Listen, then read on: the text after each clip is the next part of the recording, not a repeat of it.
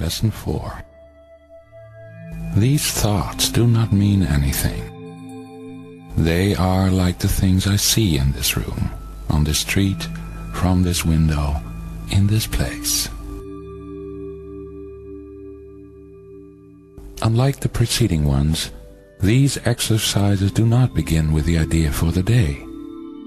In these practice periods, begin with noting the thoughts that are crossing your mind for about a minute. Then apply the idea to them. If you are already aware of unhappy thoughts, use them as subjects for the idea. Do not, however, select only the thoughts you think are so-called bad. You will find, if you train yourself to look at your thoughts, that they represent such a mixture that, in a sense, none of them can be called good or bad. This is why they do not mean anything. In selecting the subjects for the application of today's idea, the usual specificity is required. Do not be afraid to use so-called good thoughts as well as so-called bad. None of them represents your real thoughts, which are being covered up by them. The so-called good ones of which you are aware are but shadows of what lies beyond, and shadows make sight difficult.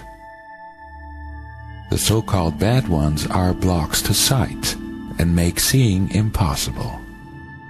You do not want either.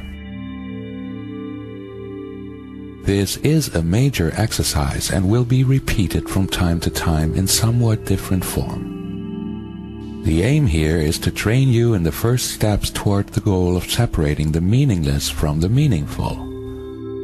It is a first attempt in the long-range purpose of learning to see the meaningless as outside you and the meaningful within.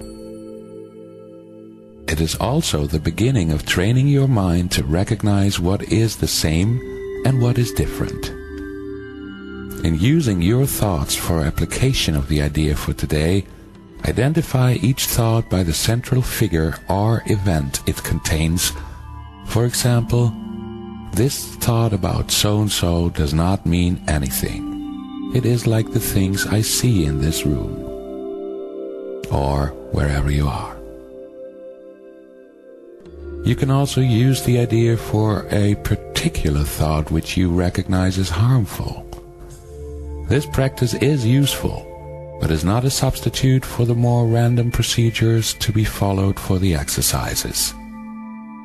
Do not, however, examine your mind for more than a minute or so. You are too inexperienced as yet to avoid a tendency to become pointlessly preoccupied. Further, since these exercises are the first of their kind, you may find the suspension of judgment in connection with thoughts particularly difficult. Do not repeat these exercises more than 3 or 4 times during the day. We will return to them later. These thoughts do not mean anything. They are like the things I see in this room, on this street, from this window, in this place.